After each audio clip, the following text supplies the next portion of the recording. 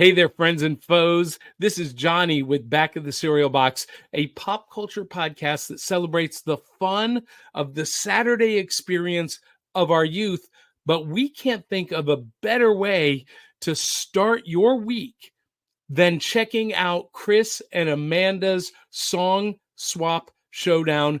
It is the best way to start your week. We absolutely love it and never miss it. Thanks, Chris and Amanda, for all you do. And until the next time, love you, mean it. We'll catch you on the Back of the Cereal Box. I'm Johnny. I'm done. Ta-da!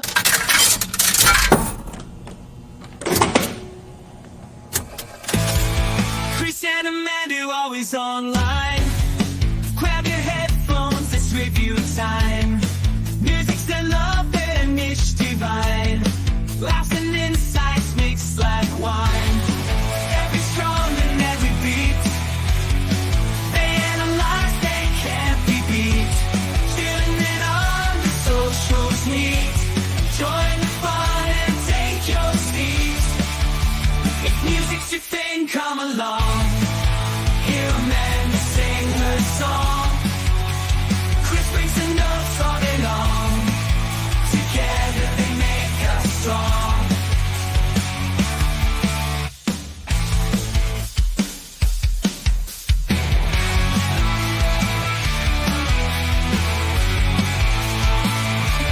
Good little jingle. Randall, you did so good.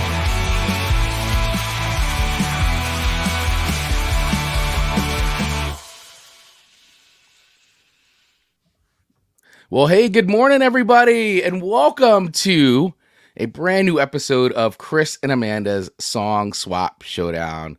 Holy cow, we're here again, Amanda. Sure are. Amanda. Every Monday at 8:15 Eastern Standard Time. That's right. That is right. We are streaming on so many devices right now. Once again, it is a lot of fun though, but there is a chaos behind it. So it's funny. So if you are watching on the Song Swap Showdown Instagram feed right now, you can kind of see the hustle and bustle that happens as we get ready to go live.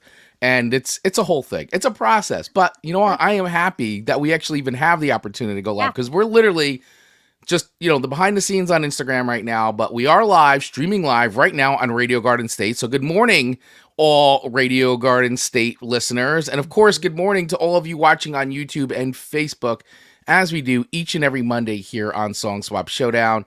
And added bonus, you can also listen to the show anytime, anywhere you want, on the go, on our anywhere you get podcasts, basically, the podcast feed. So you could just search for Song Swap Showdown wherever you get podcasts, and we will come up, and you will be able to listen to us anytime, past episodes of the show, the whole thing. It's all there. It's all happening. It's all there for you. Mm-hmm. Once again, good morning, everybody. If this is your first time listening to Song Swap Showdown, maybe you found us on Radio Garden State, maybe you stumbled upon us on the podcast feed because you were recommended, or maybe we're showing up in YouTube because you subscribed to our channel because you watched our baby metal video and you're like, what the heck is this? And now you're getting a notification that we're live.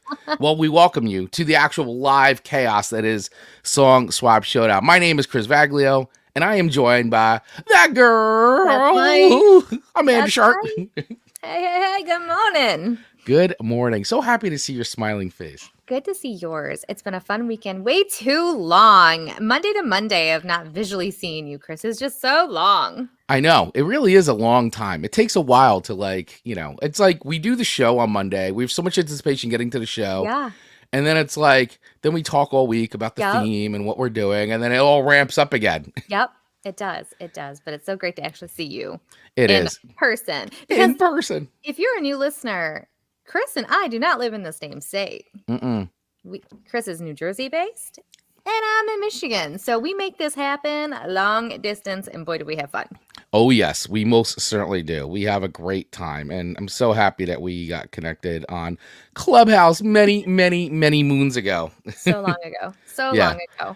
Oh my gosh, the comments are popping this morning. We'll be getting to them in a second. Yes, the Gabe Mattingly check-in with good morning, mything persons. Like missing, yeah. Ooh, I like it. So great. Yeah, so if you are watching us on Facebook, and YouTube. Feel free to comment and play along as we go along here today for the show. If this is your first time listening to us, how the show works here is Amanda and I each swap 3 songs with each other that we may or may not have heard before, and then we rate those songs on a very precise So complicated. a complicated scale of 1 to 5 records, with 1 being a hard pass. That's a skipper. Get out of here. Skip, like you hear the first note and you're like, skip. Skip. Yeah. Yeah. Garbage. Yeah, stoppage, complete stoppage. Like it's record scratch. I don't have that sound effect, so we just have to do it with our mouths. Perfect. All the way up to 5 records, the coveted 5 records, which is, of course, heavenly music to our ears. That's right, heavenly music to our ears. That is a non-skippable song going on our eternity playlist. That's a song we could listen to over and over and over again and never get sick of. You know, the desert island song, so to speak, right? If you're on a desert island, what song could you listen to over and over again and never get sick of? That is a 5 record song. That's right. And we've given out a lot of 5 records over the course of 4 years of doing the show. Absolutely. And everybody's 5 record songs are different.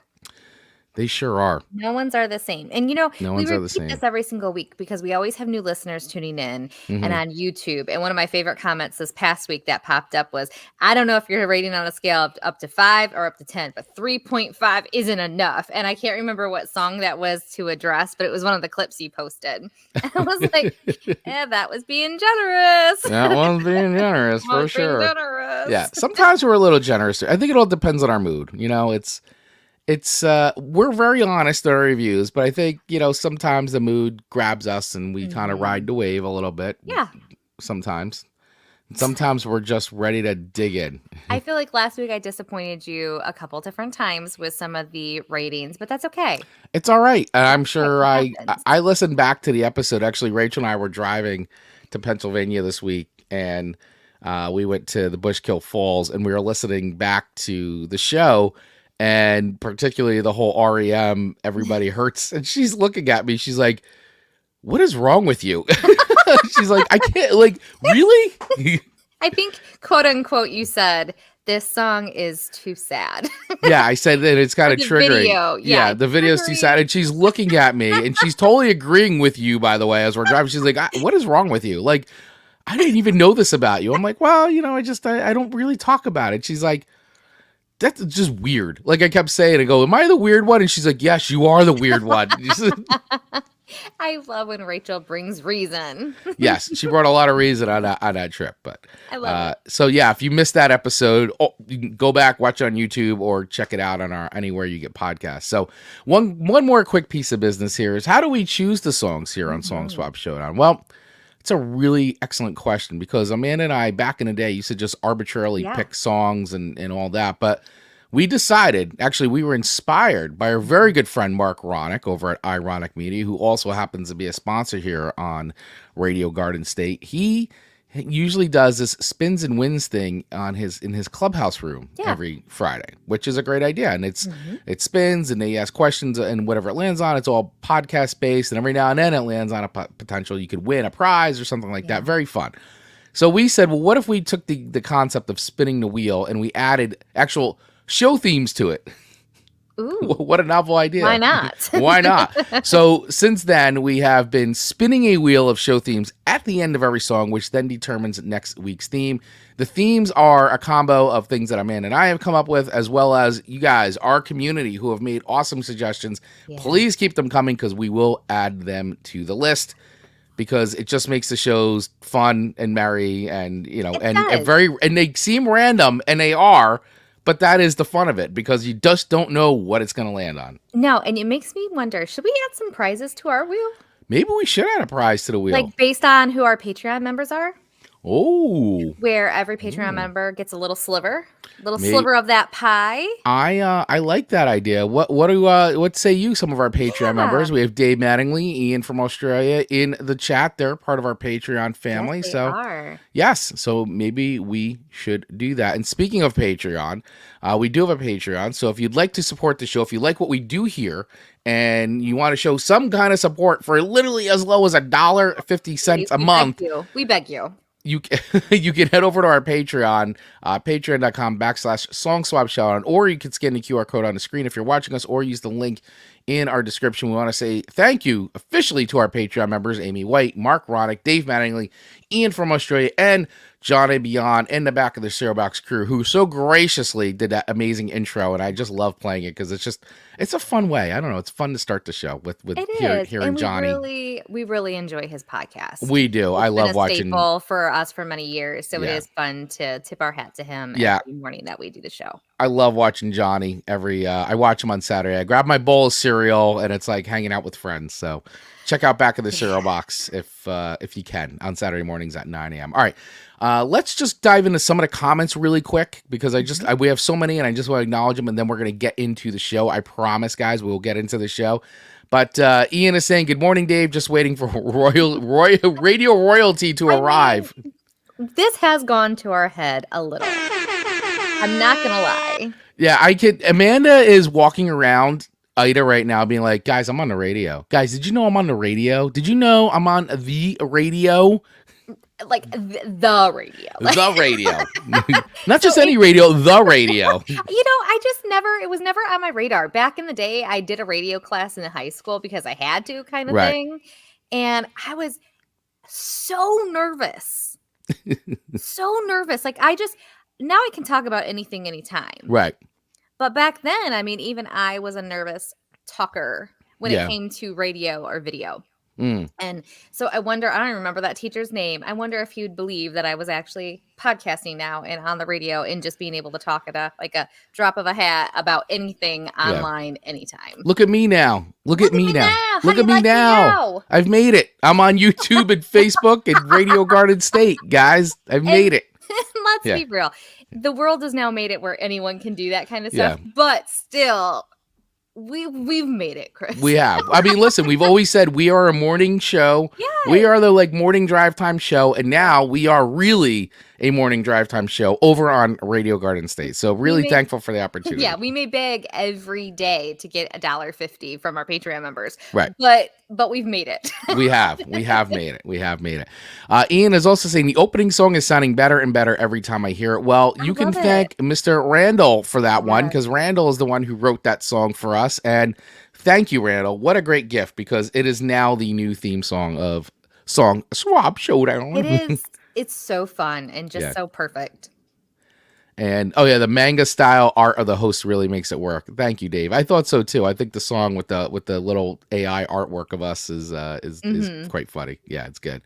And then a couple more, and then I know Dave always puts in suggestions, and so does Ian. So we'll get to those. But Chris and Amanda aren't just streamers; they're fountainheads. I don't know that I know what that means. Oh, and my dad checking in. Good morning from South Carolina. Good morning, Papa Vaglio. That's right, Daddy South Vaglio. Carolina checking in today. Good morning. Yeah, excellent. Wow, we got so many. I know. So many comments. Holy cow. Okay. Wow. I love it. I love it. Well, you know what? I feel like we should probably dive into this a little. Just let's dip a toe into today's topic, which is myths, magical creatures, folklore. Right. Which I'm telling you, Taylor Swift consumes if you Google folklore. Well, yeah, I mean, she had an entire record called Folklore, right? I mean, it is you Google folklore and you're hoping to find songs that aren't Taylor Swift, and boy, is that a task. So well done, Taylor, as we say almost at every episode. She's built an empire. She knows what she's doing. But man, to get past the Taylor to find some other stuff, it was difficult this week. Yeah, the Taylor Swift stuff is very, I guess it's just very searchable. It's obviously she's huge, so she's dominating the search engines in everything. If you go to YouTube, if you go to Spotify, if you go on Google, if you type in songs about folklore, boom. Yeah, so you have to filter through all the Taylor Swift stuff first. The good thing, though, that I like is that when it comes to myth and folklore, you got a lot of metal bands that have very much adopted many songs about myth and folklore. And we've done some shows in the past that have kind of overlaid this similar theme based on Halloween episodes or whatnot. Yeah. But I forgot how, to your point, how heavy that is saturated with metal type of bands in this space, because that's the majority of what I came up with. I really wanted to find more folklore sounding, like folklore sound. Right. But it was difficult. Yeah. Yeah, Dave is saying this was easy week for me. I have a lot of mythic and legendary music. And like Dave did put in some great suggestions, and we will be getting to his in a little bit. And but spoiler, one of his are on my list. Yes, one of his picks is on your list, and one of our community's picks is also on my list too. Because I think this came up a couple times. This song came up a couple times on our Facebook group. So I did add it to our list. I'm like, you know what? I know it's not Halloween yet. You know, we still have summer, guys. Guys, it's still summer. Please, let's hang on to summer as much as we can. But I had to throw on a certain tune. We'll get to that. But I am super excited, actually, for today's show. So I want to start with your song, if that's okay. Absolutely. I absolutely died when I saw this show up on your list. And listen, I am not a giant fan of this band, so to speak. It's not typically a genre of metal. So let me take it back. I do listen to some power metal because that is the genre of metal that this band resides in. So if I was the giant power metal of metal, and all the offshoots of metal are insane. And so this band falls into the power metal subsect of metal. And this is Gloryhammer, by the way. Song's called Magic Dragon. Power, because to me, all metal is powerful. Right. So but so power metal really was sort of came out of bands like Iron Maiden, who is on my list. Yes. Back then, when Maiden was out, it was not called power metal. It was just straight up like British metal. That's it. Okay. But there's that sound that Maiden kind of has with like a lot of melodies, soaring guitars, twin like guitar playing. Very galloping, like that sort of then became bigger and louder and more symphonic, like big, like almost like chanting like choruses, like you're going to war, you know, like hymnals, like battle Christmas hymnals. Truce. Right, like Christmas Truce. Yes, very good. Yes, is it exactly. Sabaton? Is that Sabaton would be considered a power metal band. Look at me kind of knowing something. I think so. Sabaton fans out there, is Sabaton considered power metal, or are they like power metal with like, or like military metal? I don't know. There's so many, it's splintered off into so many factions now of metal. But this band resides in the power metal genre, Gloryhammer, right? And so a lot of those songs, a lot of these bands tend to have that really big, the bravado, that huge sound, like Dragon Force. If anybody remembers Guitar Hero, you know, Through the Fire and Flames was the big hard song on Guitar Hero 1. Dragon Force is considered a power metal band. Okay, and I can see that. And I honestly, I feel like I'm more drawn to that lane. I think you like the power metal. You seem to gravitate towards power metal. I think that if you were to choose a genre of metal, I feel like I can get behind that. I feel like you could, because you've got also, you know, it's very, power metal seems to be very macho male dominated, but like there are some great bands with female fronted singers who also have like these operatic voices. I mean, it gets very opera-like to me, and I hope true metal fans don't come at me for saying it, because I say it with the utmost respect. But the singing's very clear to me. Like the sound just sounds clear, more intentional, and powerful. Like power ballad without the ballad. There's a lot less growling in power metal. It's definitely all about singing and bravado. Like. I can live without the It's a lot of fist pumping, big sounds. Yeah. I can get behind that. Yeah. And a lot of power metal tends to deal with things of myth, folklore, especially the bands that are all from Scandinavia, Norway. A lot of Norse mythology brought into a lot of their lyrics, talking about historical things that happened in Europe, things of that. So you basically deal with anything from like the fantasy, like Lord of the Rings, mythology, all the way up to like actual like events that happened in Europe. Yeah, historical events that happen. Like Sabaton, like their songs actually deal with a lot of historical events, like the Christmas truce is, and they take those stories and they turn them into like these symphonic, metal masterpieces, so to speak. So good. Yeah. And Dave is saying, yes, Amanda, you'd like Ronnie James Dio's Rainbow in the Dark. We've talked about Rainbow in the Dark on this program before. Feel like we have. Yes. And Dio is another one who also, a lot of images of his lyrics, everybody, he got pegged as like the Satanist, and none of that was true because it was just all image. But his songs were actually all about like believing in yourself. Everything was positive. And he would use things like dragons and mythology, but like it was all rooted in like believing in yourself and becoming your true self, all that kind of stuff. But he would also be somebody who also was sort of a founder of, without knowing it, that power metal movement of like, once again, big bravado, singing, like songs about all this like mysticism and things like that. So that back in the day before power metal was even a thing. I mean, there are huge festivals in Europe that have these bands play, like all, like gigantic, like Europe. And I've always wanted to go to European metal festival or music festival, because the festivals there are way different than the festivals here in the United States. Like complete polar opposites. Yeah. And the way the fans are there and the bands that play, like draw like thousands upon thousands of people from all across Europe. Whereas like if those same bands play here in America, they're not.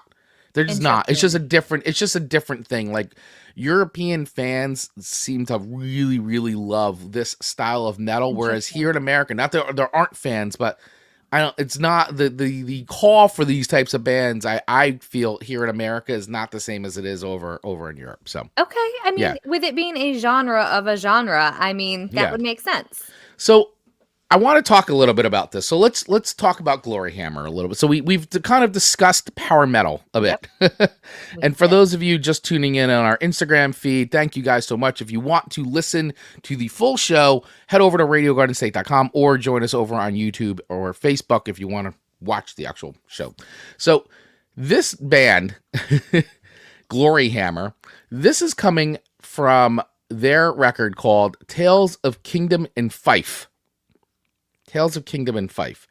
And this was their debut record, which was released on March 29th, 2013, obviously in Europe. Now, Gloryhammer, once again, is a British power metal band founded by keyboardist Christopher Bowes and lead vocalist, and he's also the lead vocalist, by the way, of the band Ailstorm. So if you guys want pirate power metal, Ailstorm, where song's all about being pirates. Okay, I mean, I like Pirates of the Caribbean. Yeah.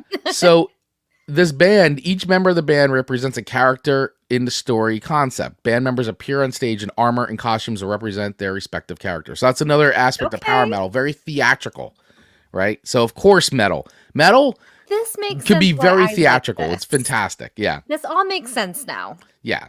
So let's talk about the story of this record, because this ties into the song that you've chosen for me this week. Okay. So this is the story on this record, Tales from the Kingdom Fife. In a fantasy version of 10th century Scotland, a previously foretold prophecy, dark prophecy, with his Aunt Struther's dark prophecy, the evil wizard Zargothrax invades and conquers Dundee with an army of corrupted undead unicorns. Oh. Now, the song on this record is called the Unicorn Invasion of Dundee. So once again, this is a concept record, so all the songs tell the story. So corrupted undead unicorns kidnapped the Princess Iona McDougal, and the Prince of the Kingdom of Fife, Angus MacFife, swears revenge in a dream, and he has a vision of 3 artifacts that will allow him to defeat Zargothrax and sets off a quest to acquire them. This sounds like this is very video gamey, right? I was just gonna say this sounds like a video game, Yeah. like Legend of Zelda or something. Yeah. Yeah, very, very. And that's the other thing too, is a lot of these bands are also very inspired by a lot of the video game. And video game makers are inspired by this. So it's like it's kind of a whole thing. Respectfully, I'm gonna say this is maybe a nerdier Dungeon and Dragon game lane of metal. This stuff is so nerdy and it's fantastic. I love it. Yeah, I know. This is why I'm drawn to it. Apparently, you're drawn to. Did you know any of this backstory? Like what I'm telling you? Okay, so it goes on. So I want to, because this once again ties into the song. So McFife first battles North to obtain a magical Warhammer, which is the song "Quest for the Hammer of Glory." Okay. Then he travels to Strathclyde. Sorry. I'm glad you're saying these words. To acquire a golden dragon as his steed, which is the song that you've given me, Magic Dragon. Inspired by memories of McDougal, who was imprisoned by Zargathrax in a prison of ice. McFife rides his dragon to Loch Rannoch and retrieves the Amulet of Justice from its depths, completing his quest of the 3 artifacts. Okay. And it goes on and on. I'm not going to give it away. You guys should listen to the full record for the story, for the conclusion of the story.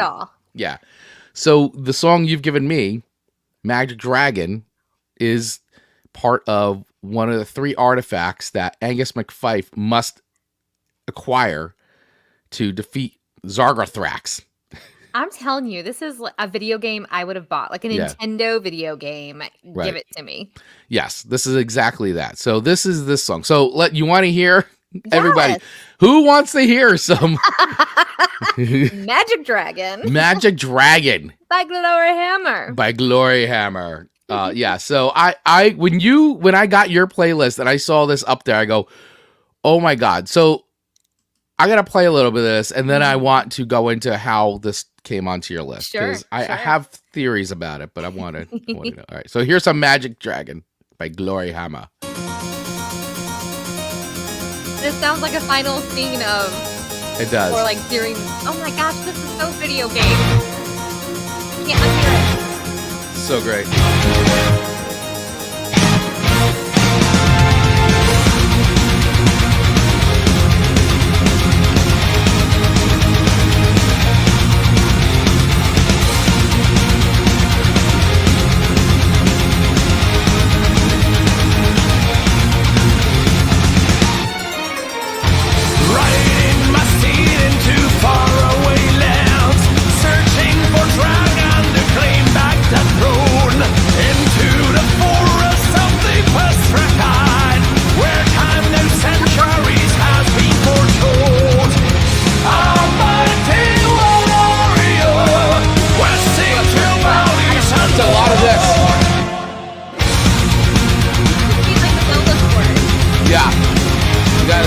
Sword twirling.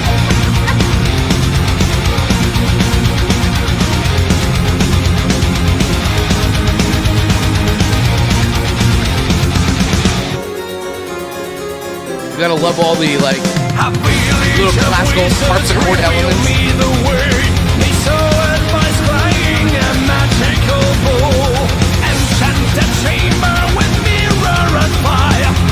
Here comes the big vocals.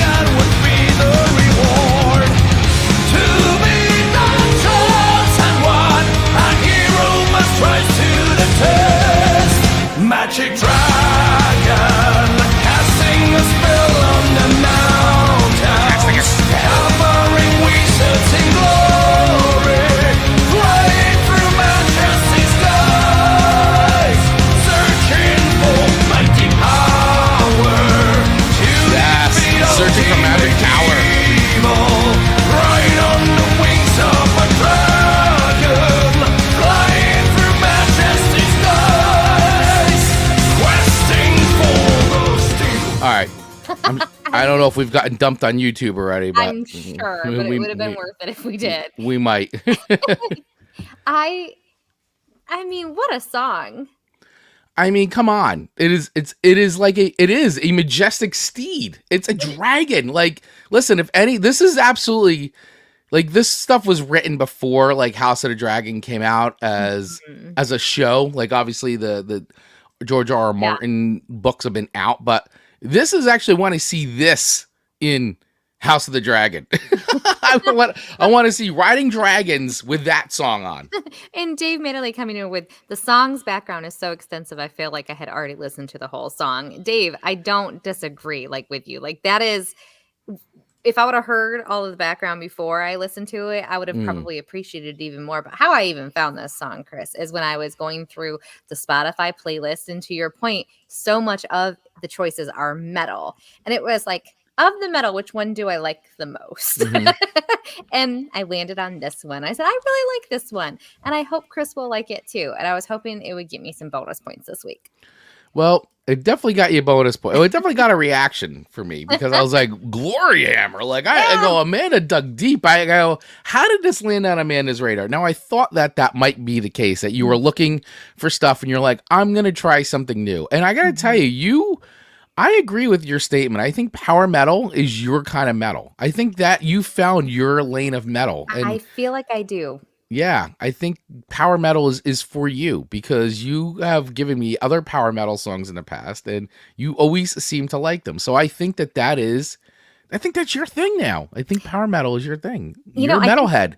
I think I might be. I think you might be. The only conclusion that can come from the show is I need a new Spotify playlist. That's power metal. Amanda, power metal. Yeah. So listen, everybody, our community, especially power metal fans out there. So hopefully too, when I clip this and I put it up on YouTube, people, you're going to get a gigantic power metal playlist of everybody making power metal recommendations. So, oh my gosh, I would love that. Yes. So Amanda is looking for power metal recommendations, everybody. So make it happen. Drop them in the comments below. Obviously, do your thing. Do the stuff. Help power me metal out. fans unite. Help Amanda out. I think we have found Amanda's. You know what? I'm gonna cheer this one. After all the metal that I've given Amanda, I think it's unanimous now that Amanda is a power metal fan. Power metal fan. I think I found a new shirt for you, by the way. I'm making a new shirt. I am a power metal fan. And people will say, what is power metal? And then That's I'll right. be able to explain now. You could explain. Oh, like Gloryhammer. Gloryhammer. You're like, oh, Zevon. ooh, wow, you're very versed in power metal. Sound like you know what you're talking about. Thank you. Yeah. You ever play Legend of Zelda? Yeah, that. It's basically that. It's basically that. It's like video game music, but cooler. But cooler. Yeah. But Tom, no one can argue that listening to that song wouldn't align to you as a kid playing those kind of Oh God, Nintendo yeah. Quest games. Heck yeah. And it would just fit into almost every single version of them. Yeah. Dave is saying now Chris needs to get into power country. I don't know if there's a genre of power country. You know what? You just said those words, and Dave, within 5 Yeah. minutes, is going to be in our inbox sending you I recommendations. know. I was like, here's power country. Here's a power country. You know what? If it exists, I'd love to hear it for real. I'm not like, I would be down for hearing some power country for sure. I listen to like a lot of stuff that I would say is more in the lines of like Walmart country. Like that's sort of like. Couldn't you have at least went to Target? No, Walmart country. It's like country that they sell in Walmart. But it's not bad. I don't think it is because it's like, it seems like that stuff that's on the radio. Like it sounds popular. Let's at least strive for Target country. I don't know. It sounds better when you say Walmart country. I'm not disagreeing, but I'm just like, Target might be better. I don't know, but Target, I don't know. Target's like not with it anymore. Okay, regardless. Let me rate this song on a scale of 1 to 5 records. So where am I rating Gloryhammer Magic Dragon on a scale of 1 to 5 records? First of all, name of the band and name of the song are outstanding. Excellent. The story is outstanding. I mean, that's the thing. If you're going to be in a power metal band, you got to have good storytelling powers. Sure. And I was reading this and I'm like, I would watch this show. I would play this video game. All of it's cool. Yeah. Sorry. I'm a nerd. Same. Total nerd. I am ready to go. So I would rate this song. I do. It's a fun song to listen to. I squarely put the song at 4 records. This is a 4 record song for me. Not a 5, but it's a 4, and I would choose to listen to it. Doesn't make the Eternity playlist, but it makes the playlist. That's good. I think it's a lot of song to listen to forever. Listen, any song that has the lyric "Ride my majestic steed," that's a dragon, basically. And like every lyric in this song is fantastic. So, yeah. And I know we didn't even listen to the whole thing. And by the way, what we're going to try to do here, guys, we'll try to do for Radio Garden State listeners, after we do the show, we'll play all these songs in their entirety so you can hear them, because I'm telling you right now, it's like riff salad. It's like a lot of shredding that goes on in this song. Yeah, well, honestly, the whole playlist is very heavy with this style. Look at Dave. Gloryhammer is a 4.2 for him. Well done, Amanda. Thank you so much. Yeah. Absolutely. Wow. Yeah. Let us know what you guys think. Dave. Yeah. I want to hear from you. Let us know. How would you rate Gloryhammer's Magic Dragon? 4.2 from Dave. And Wow. you know what? Last week, Dave's scores were a little they were a little under the weather. Yeah. Well, I mean, the I think playlist last week just didn't hit well, his. It was the it was 4.2 was awesome. Somebody left a great comment on our YouTube channel, said, "Hey guys, just found your show, really liked it. This was a little too much heartbreak for me, but liked the show." Fair. A little too much heartbreak, and Fair. very fair. I mean, the show was all about heartbreak That's right. songs, so you know. But when the wheel speaks, we follow. That's right. We do. We So follow. hopefully this week is a little bit more upbeat, which it looks like it might be coming in with 4 records from you, 4.2 from Mr. Dave. Yes. Very Yes. good. Yes. So will that excitement continue as I dive into your first song, Chris Baglio, which is Medusa by Anthrax. Classic No stranger Anthrax. to our show. No, we've had Anthrax has on been here before. spoken about Yeah. numerous times. Then there were Anthrax recommendations, I believe, given by Tony Forkboy Tony, Donato. yep. But I was surprised, Tony, you did not add Medusa to your list. You A know, glaring omission from your list, Tony. glaring. I know I'm going to get a Very text from him after he listens to this, and he's going to be like, "I did it on purpose." Glaring is a very good way to segment into Medusa. So Medusa! imagine having the power Yes. to just glare at something and then turn it to stone. Yeah. I don't Yeah. know if that's a blessing or a curse. And I don't know the myth enough to know if that could be turned off by her. You know, like if she found someone she loved and she looked at somebody, like, or can you look at somebody and only if you glare at somebody it's stone? I don't know enough about Medusa to know. But Well, what power? So all right. So for those of you, I think is she the most popular of the Greek monsters or Greek mythology, familiar monsters? I would love to know that. Is Medusa the most famous? You know, So she's considered a quite gorgon. possibly. She's the gorgon. Oh, didn't know. And she was condemned to have snakes for hair and turn every person she sees into stone because Athena, this is crazy. This is nuts. So Athena punished her for being raped by Poseidon in her temple. So she got punished for that? That's weird. Plight The of hero women. Perseus later killed Medusa to use her head to petrify the sea monster and free Andromeda. So it was just anyone she looked at. That is quite a curse. Yeah, and then only to be killed by Perseus, and then still used. Her head still used. So even in death, her head could still turn people to stone, by the way. So just because he's dead doesn't mean that she can't turn you to stone.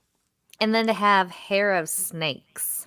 Yeah, well, if anybody remembers the classic Clash of the Titans movie, which is excellent, with the Ray Harryhausen I haven't seen that in a claymation. long time. What a great movie. Harry Hamlin and Burgess Meredith. It was an all-star cast in that. Laurence Olivier, oh my gosh. That was an all-star cast of Clash of the Titans. Great movie. Very good. Very good. But Medusa by Anthrax. Yeah, I feel like that would be a very, very interesting power to have. But if you were punished with it, I mean, obviously it is a curse. The way that they lyriced out this song, I really liked it. Yeah. It has an expected Anthrax sound based off of what I've heard in the past from what you shared. So I mean, it's I think coming off of Magic Dragon though, it's almost kind of chill. Well, I mean, Magic Dragon is a very like big song, you know, but this is once again the evolution, right? So that was released in 2013, whereas Anthrax Medusa was released in the 80s. This was like 1984. Yeah, so it cracked the door 85? for Gloryhammer. Yeah, and yeah, I mean, once again, yeah, Anthrax was one of those bands. I mean, they were, you know, New York City like thrash metal, But they also very influenced by the British metal bands like Iron Maiden, very influenced by Iron Maiden, and obviously made it their own sound. You know, part of the big four of thrash metal bands for sure, influential metal bands. So for Glory, you could draw a line from Gloryhammer from Anthrax as far as an influential foundational band, you know, who all, once again, all kind of go back to Iron Maiden. It all goes back to Iron Maiden. And Dave, what an interesting comment. A friend of mine made a series of short videos about monsters dating. Medusa's date was the Invisible Man. Great pairing indeed. Wow. That's clever. That's very clever. That is very clever. However, here's a debate is, okay. So he's invisible, right? But he can still see her.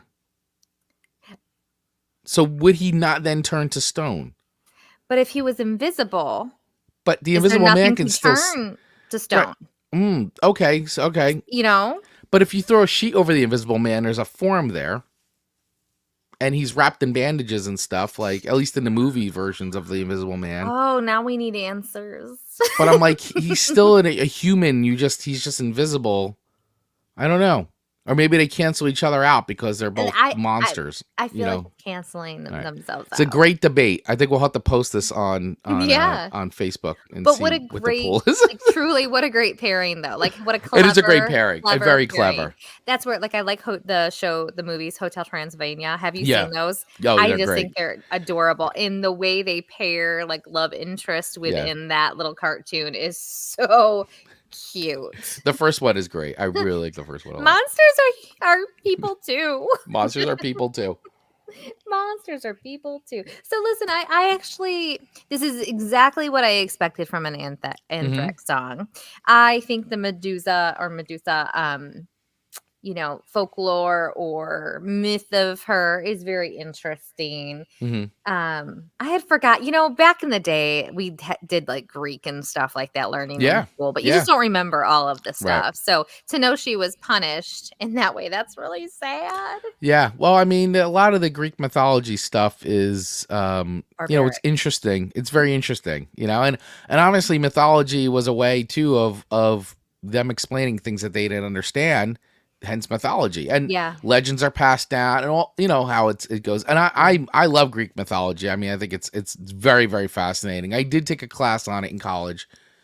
It was like a myth and folklore class. Sure. And we touched on Greek mythology. We touched on like all kinds, folklore from around the world. Like very, very. I mean, and that was just like very like a scratching the surface type of a class. Yeah. But all these classic Greek mythology, all these stories are done in every single movie ever. So they're all there. They're all there. They even show up in Supernatural, one of my favorite shows, over and over. They were even using Medusa like in some like ad for like some, I don't know if it was like a seltzer ad or something. I don't know. They were using it. This was like 2 years ago or something. I saw they were using Medusa in an ad, and she's chilling with the girls and all that, and she's turning guys into stone who are like hitting on her and everything. So it's like, I thought it was funny. I'm like, wow, that's harsh.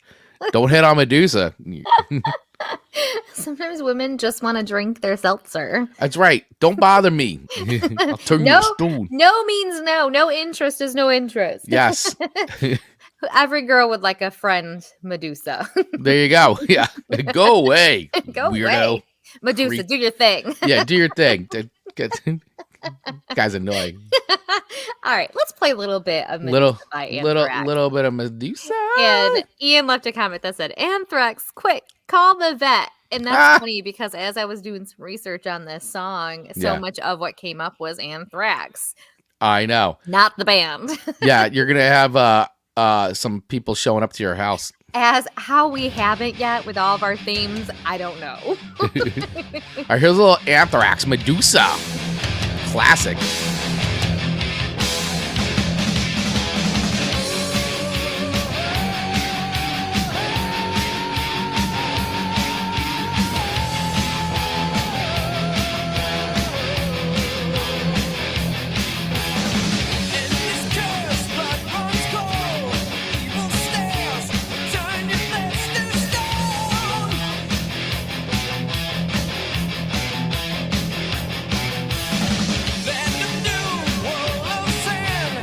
Classic Anthrax.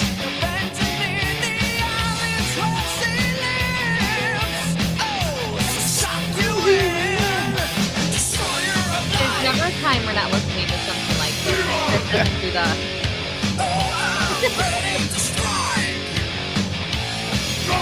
Gorgon.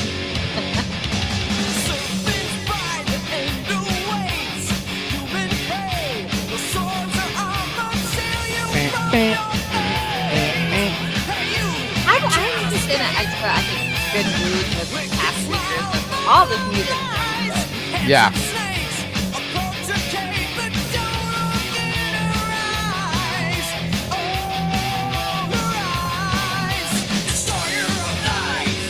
Yes. Demon.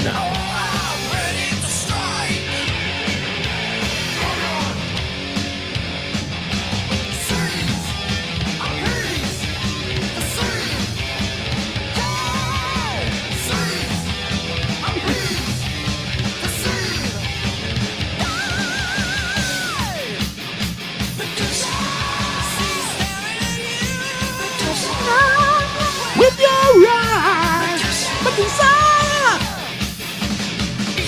All right. So I bet Medusa.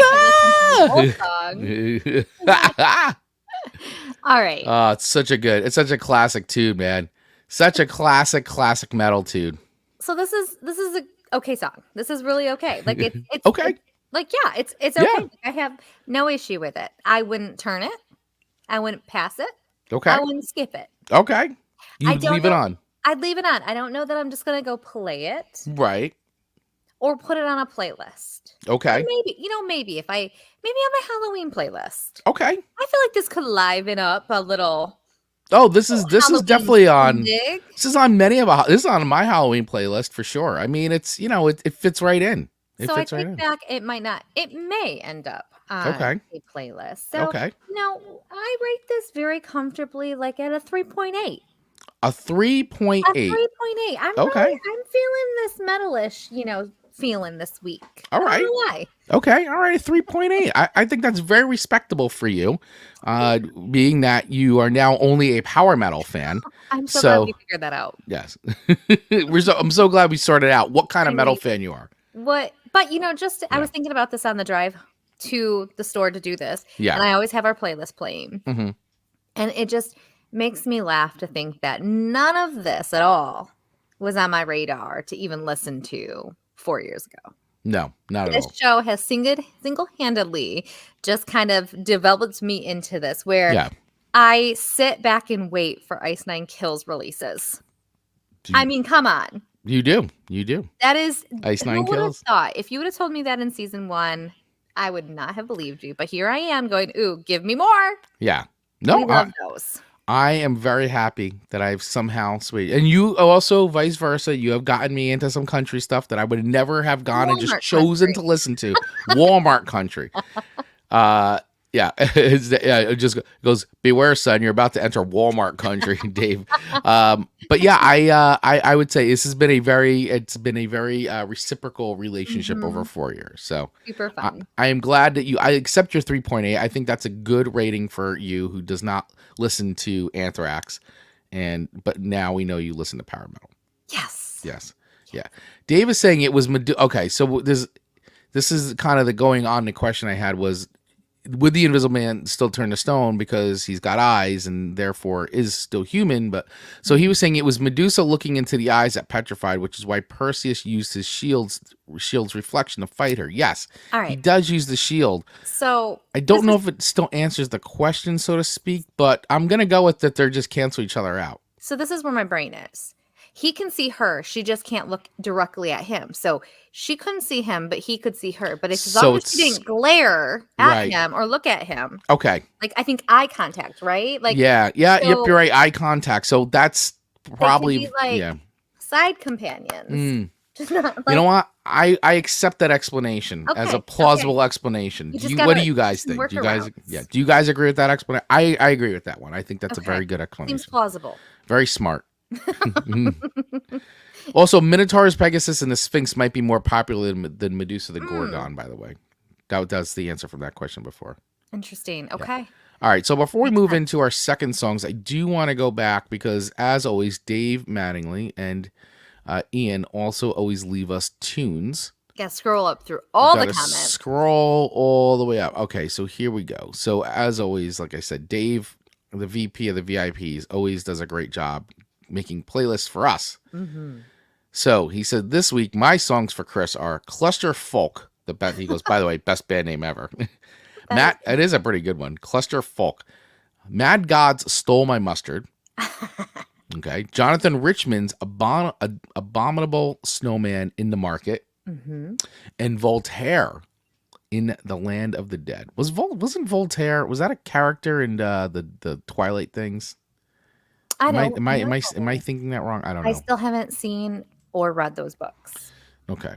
Well, I haven't read them either. And I did see the movies because I had teenage. You had girls, I had girls, so I've seen all those films, unfortunately. So, all right. So those are the picks for me. So picks for you, Amanda Sharp. My songs for Amanda are Donovan Atlantis. Which, listening to that, it's an experience. It is an experience. Donovan, well, first of all, Donovan is a musical genius. Let's just get that out of the way. And Atlantis is psychedelic. And bear with me with this comparison, but like Bohemian Rhapsody, like, how it's just all over everywhere. Yeah. I feel like totally different, but similar styles of chaos. Yep. Yeah. It was so interesting when I listened to it. Donovan is a musical genius, and Atlantis kind of proves what's going on inside of his head. All right. So Loreena McKennitt. Loreena, maybe. Loreena McKennitt, Murmur's Dance, which is on my list. That's a song we're about to dive into. And Peter Gordon, Lady Godiva. Peter and Gordon, Lady Godiva. And I will say, when I listened to that one, I let it move on to other song suggestions after listening to that. And what a nice playlist it led into. Yeah. So all great recommendations for me this week, Dave. Thank you. And Dave, by the way, went an extra mile and gave songs for Ian to listen to. You guys got to love this community. It's just amazing that we've got people that talk to each other. And Dave, so graciously now, is giving picks for Ian. So Ian from Australia. So he says, my songs for Ian are Beck, Satan Gave Me a Taco. Great song. That's a great pick there. That's hilarious. Book of Love, Witchcraft. And, Shriekback. Wow, look at you, Dave. Shriekback with Nemesis. Whoa, that is a good one. Wow, those are great picks. 9 good songs for every person. Look at that. Dave, going the extra mile. Oh, geez. He goes, and songs for everyone else is more. My songs for everyone else out there, meaning everybody. Everybody. Alan Sherman, Sir Greenbaum's Magical. Did I say it right? Magical? Sure. Magical. As I ask you, the Irish Rovers Unicorn and Smothers Brothers Saga of John Henry. Very good. Wow, Dave just spreading the love all around today.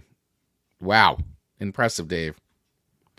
Oh, he was saying Ian saying it didn't feel comfortable leaving songs this week as myth and folklore songs I know belong to the indigenous people of our country. Okay. Great point there, Ian. Well, and you know what is very interesting about that is one of our favorite, Emily Werewolves, I think is how we say her last name. Ian, I'm not sure if you were aware of her. She is one of the people, I shouldn't say people, artists that we first featured in some of our newest episodes that we ever recorded in season 1. And she was so kind. We featured her song, Lady Blue, and it's still one of my favorites. It's a great song. And she was so sweet and sent us messages on IG, voice messages, and to hear her voice. And it just dove me into a little bit of research about her and her indigenous connections that she is. It was such an awesome way to dive into that culture. So I agree with that comment. Great remark. Yeah. And by the way, if you've never heard Lady Blue, check it out. I'm telling you, go on, listen. Great song. Emily Werewolves. Yeah. Follow her on social media. Beautiful voice. She's a beautiful woman. Beautiful woman. So, all right, let's get into your second song, which is, go ahead. I was going to say The Mummer's Dance by Loreena McKennitt. But this has a very long intro. And I want to just put it out there because I know one of the things I always say is that the long intros are not a favorite of mine. But this one leads into something very magical. So it's okay. It does. It does lead into something very magical. And this was released in 1997. And actually, for those of you like, who? And this charted number 18 in the United States, by the way. Everyone will know this, even if they don't know the title or the artist. Yeah, it really kind of bucked the trends and caught on. It just broke through mainstream and people listened to the song. And so I have a little bit of a history with this song and this album, actually. So Do you really? yes, story time. Story time. I'm getting close. Story time. Ready to So listen. everybody gather around. Yes. It's not that great of a story. But so 1997. Let's go back to the year. 1997. So 1997. This is when Rachel and I were engaged at this point. Ooh. We actually were married in the year 1997. Okay. We got married in 1997 in November. But one of the things that we used to do all the time with us and our friends, now for people in this area, here in New Jersey, Pennsylvania, Philadelphia. So there is a county called Bucks County here, right? And from where I live in North Jersey, it's about an hour or so ride south, kind of southwest. So it's not in Philly, but it's outside of Philadelphia, New York. Like Bucks County is like a whole county outside of Philadelphia. But it's very rural, a lot of Amish out there in that part of Pennsylvania. But there is a little town called New Hope, Pennsylvania. Okay. Look it up, everybody. All right. Look it up. Google New Hope, PA. If you've ever been there before, then you know what I'm talking about. But if you haven't, Google it because it's like a little village town. Like it's so adorable. It's cute. There's all these like cool specialty shops. It's adorable. And if you ever get a chance and you visit and all that, I highly recommend New Hope. And right across the river in New Jersey is Lambertville. So it's like they're all connected by a bridge. It's great. It's a lot of fun. And definitely great during Halloween.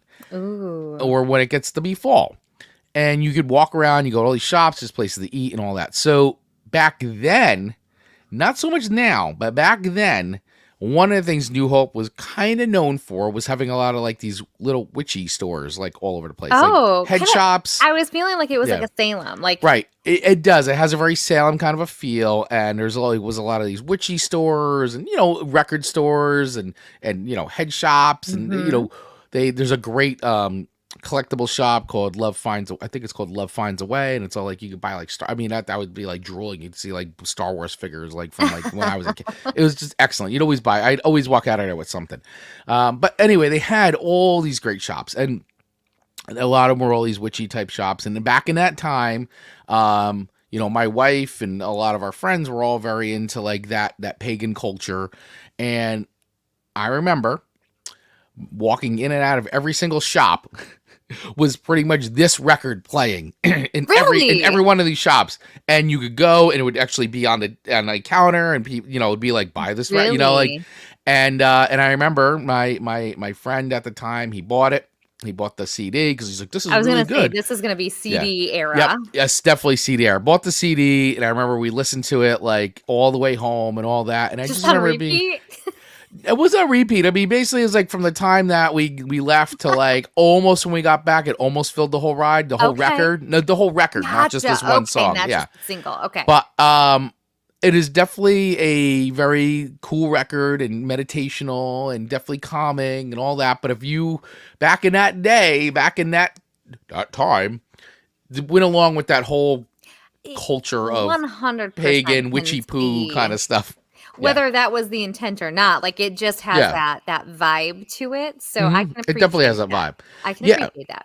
Yeah, so the song itself, so according to songfacts.com, it is an original song composed by Loreena McKennitt. Although it has its roots in centuries-old tradition, mummers or mumming can be dated back to at least the 14th century. Although the form varies, the most famous mummer-related event in North America is the annual Mummers Parade, which is held on New Year's Day in Philadelphia. So also, once again, Bucks County being right outside of Philly. Sure. Yeah.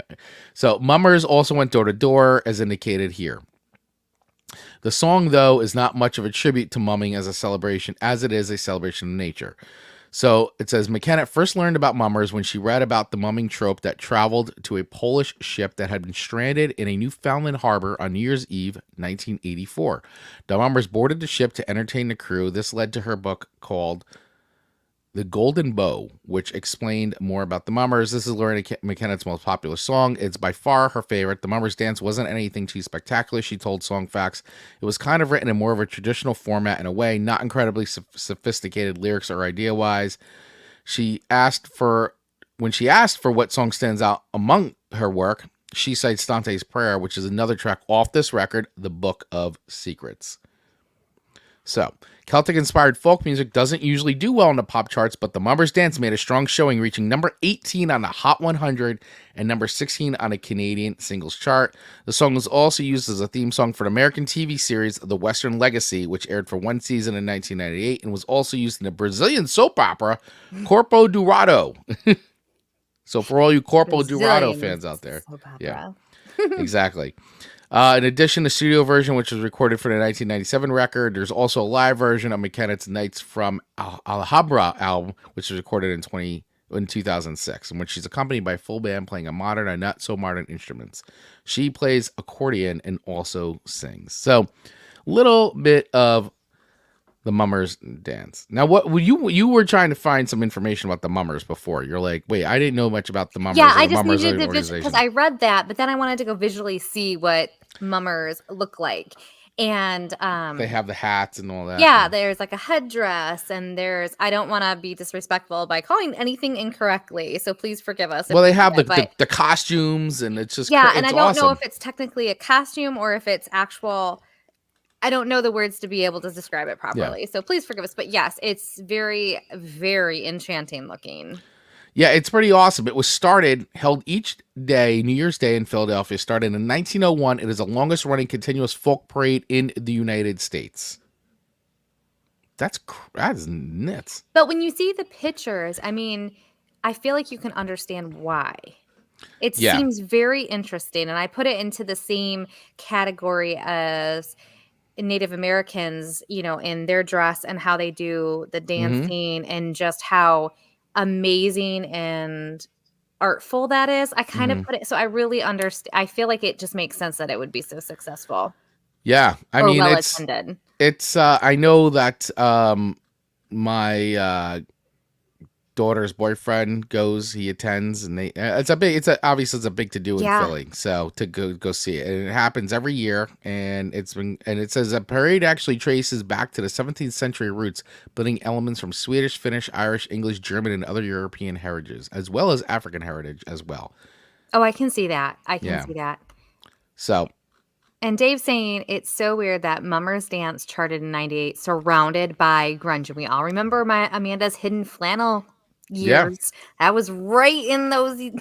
Right in those and so years. I feel like that might be why I remember this song so clearly. Yeah. Was because of it just being in that time of grunge for me. But it's such an enchanting song. It is. All right, so let's listen to a little bit of the Mummers Dance. I know it's got a long intro, so we'll we can just bypass. We'll bypass some of that. Go to minute 4 and you should find it. No, I'm kidding. It's not basically, that long, somewhere there. It's long. Here we go. Here's a little bit of Mummers Dance for everybody. Look how far we're in and it's still intro. But here we go. When in the springtime of the year, when the trees are crowned with leaves, when the ashen oak and the birch are new, and dressed in ribbons fair, when I was called the breathless moon in the blue veil of the night, the shadows of the trees appear amidst the lantern lights. We've been running all the night in some time of this day, not returning back again. We bring Springs back a lot of memories.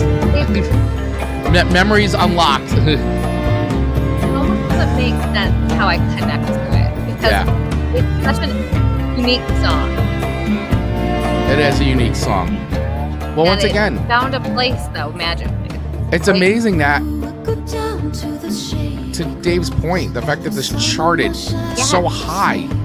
Hearing when grunge rolls the playlist. It's a great song, though. It is, and I love her voice is beautiful. Seem to feel the wood, and when the fiddler plays, all the This is just not fires something you would hear on mainstream radio. Yeah. All right, I'll key that down a little bit. So, this song is, it's funny. I had not thought of this song in years. Since those Because- little shops. But yeah, you but know, seriously, I used to, I mean, this was, Loreena McKennitt was something that like our little circle like listened to a lot. Like the CD was always on in somebody's car. Like I have a copy of this. I have a copy of the CD. Like it was just something that, you know, like as a group, you all hang out and you all start listening to the same stuff. Like this was that time. And honestly, once that sort of like wore itself out, I really didn't go back listening to any, I just didn't go back to listen to it. I just, you know, it's just kind of moved on. And so really hearing this song again was like, wow, that it really took me back. Nostalgically for the memories I was just sharing with you. It just brought me right back to that time when like, you know, we would go and make these trips and you'd go down there and just, I could actually like, even sometimes like I can even like the way like autumn smells and the way like certain places smell like it, and it was good. It's good stuff. It's just, you remember it. So I have fond memories of this song and this album and just hearing it. You know, it was a lot of good times going on back then. And, you know, 1997, very young. Like I said, we got married that year and, you know, we were just on the start of our journey together. Here we are in 2024. So babies. yeah, I have not listened to the song in many, many years. So, all right. So where do I rate this song on a scale of 1 to 5 records? So, nostalgically, remembrance, all that stuff, very cool. I don't know if the song itself is something that like holds up in a sense of like I mean, it's definitely caught a Understood. zeitgeist at that time of like it rode a wave and charted and all that. But now listening back to it again, like it's cool to hear, but I don't know if it's something that I wouldn't call it a 5 record. It's not an eternity playlist song, but I absolutely would not skip it and I wouldn't turn this off. Hearing it again, though, I wonder if I would re-listen to this record again. I kind of like want to re-listen to Book of Secrets. It's been, Play it on. like, I'm not Put it kidding a minute. It's been many years, like probably 20 years since I've listened to this song. So, or this record. It's The been a very way- long time. The way music transports us back. It's like crazy. We say, Yeah. oh, if only time travel existed. Well, it kind of does for music sometimes. Yeah, it does. It does. So I like the song. It reminds me of Lord of the Rings now more than anything. Like I Sure. hear it reminds me of Lord of the Rings, and you know I love Lord of the Rings. So all right, it's a good song. It's a good song. I think I would squarely put it at a 3.6. Okay. 3.6 records. I Um, can respect that a lot. Yeah, I really can. it's definitely something you got to be in the mood to listen to, right? It's a Mm-hmm. different kind of a mood song, but I'm kind of like I think I want to go back and listen to Book of Secrets. It's been a long time. I love It's a that. cool record. It's a I cool love record. that. All right, so Well, 3.6 records for me I like for that. Loreena McKennitt's Mummer's Dance. Okay, 3.6. I like it. Yeah. I like it. All right. Yeah. Moving into your second song to me for this week was Fight of, is it Icarus or Icarus? Flight of Icarus. Icarus. I was so I think it's wrong. Icarus. No, I think it's Icarus. I think it's Icarus. By Iron Maiden. I'm not surprised an Iron Maiden made it on this list, especially based on suggestions that we were getting. You know, I really like this myth. Right. And I don't know all the names. I don't have them written down. He flew but basically, too close to the sun. Yeah, I mean, they made waxed rings to escape, essentially, and despite warnings, Yep. he flew too close to the sun, and his wings melted, and he plummeted to his death. Yeah, I mean, there's a lot to learn in that. And you hear that phrase a lot. Like people, he flew too close to the sun. Like Yeah. you've heard that phrase a lot, just used in Life. life. Like, oh, he flew too close to the sun, and look what happened. Like, and that's it. All comes from this Greek myth. This Greek myth of Icarus. Yeah. So what a story.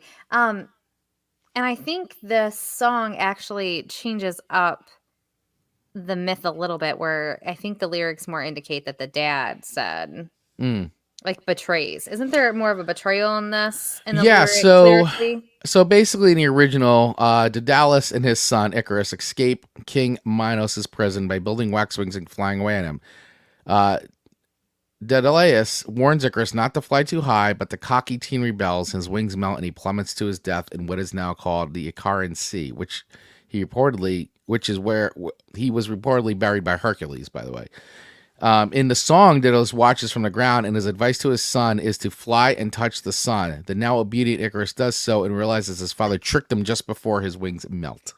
How sad is that? I don't know why his dad would trick him, though. No kidding. That's awful. Yeah. Why would his son trick him? I don't know. That's why I like the cocky teen version better.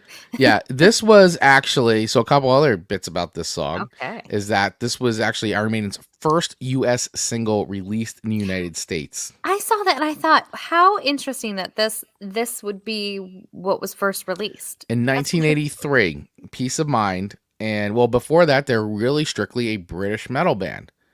And they had this was the record this was the second record with Bruce Dickinson as vocalist. Before that, their first two records had their original vocalist on there, and then Bruce Dickinson didn't join the band until Number of the Beast, which is a classic Iron Maiden record, and then Peace of Mind, which is another. Iron Maiden had an amazing string of records. Number of the Beast, Peace of Mind, Power Slave. That was that ruled the 80s. Just completely. I mean, I'm not going to go too deep into it, but as far as Maiden fans go, it's that's, sure. That's the stuff of legend there. Yeah. And the opening riff, and we've talked about we've talked about this song on this show, was inspired by Dio's Holy Diver. We have, when I read that, I was like, I know that. Yeah, you do know that. I know that. Yeah. And he was even referenced by Dave earlier. Yep. Yes. Yeah. Yes. So this, I feel like sometimes there's songwriting that is just out of your own imagination. And then I think there's the songwriting that you hear something and then you take it into some kind of musical adventure. So even though they're taking hints of something that already existed, I think to put it to music, put it in your own way, because it sounds very Iron Maiden-y. Right. Sounds Iron Maiden-y. So it does. But it's not bad. Yeah, Iron Maiden has they have cultivated the Iron Maiden sound. That is the sound. They created the mold, the template. Nobody sounded like Maiden before Maiden. I mean, a lot of their stuff is obviously there's foundational stuff that they drew from to create the Maiden sound, but that Maiden sound, and when we talked about the first band that we talked about today, you could definitely draw a straight line from that to this. It's just not as, I'll use the word powerful, maybe. Well, it's just different, it's the evolution, right? It's not as thick and the symphonic, but that was then built from all that. So Dave is saying a lot of people blame Icarus for flying too close to the sun, but the alternative is to fly too close to the sea, where his wings would get too wet to fly. I like either of those. I think it's just important. I think there's a lot of warning, as there is in any folklore, that listen, don't go too close to the sun. Don't do what you're not told to do, unless it's good. But I mean, you should have known the wax would melt. I don't understand why his dad would trick him now. Why would you want to kill your son and trick your son? I don't know. I'm not a dad. I don't know. It's weird. I know we joke, but that's, why would you want your son not to a dad? I don't know. You're trying to escape a prison and then to only die. To only then trick your son. I don't know. It makes no sense to me. But it's a great song. It is a good song. It is a good song.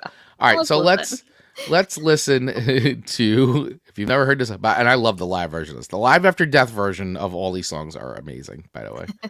Sorry. Oh, yes. Flight of Icarus.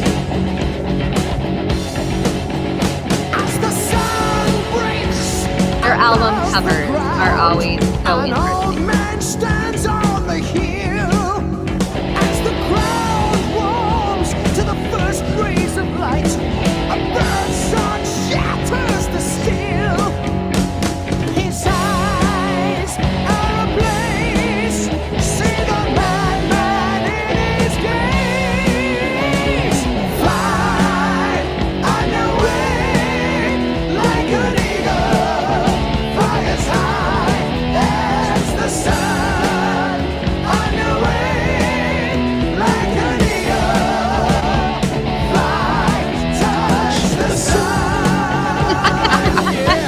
so majestic. Now the crowd breaks and a young boy appears. Looks the old man in the eye. In the eye. As he spreads his wings and shouts at the crowd, in the name of God, my Father, I'll fly. His eyes seem so glazed as he flies on the wings of a dream. Now he knows his father betrayed. Now he knows his father betrayed. Right now, like so awful. To ashes is free. Fly under This is a gang vocals. like an eagle, fly as high as the sun. On your way, like an eagle, fly, touch the sun. All right. Great solo here. All right. So his dad was just a real jerk. Yeah. The moral was Dave just wrote. The moral of the story. It goes. I guess the moral of the story is don't have to delay us as for a dad. I mean, Don't have don't a jerk dad. What a jerk.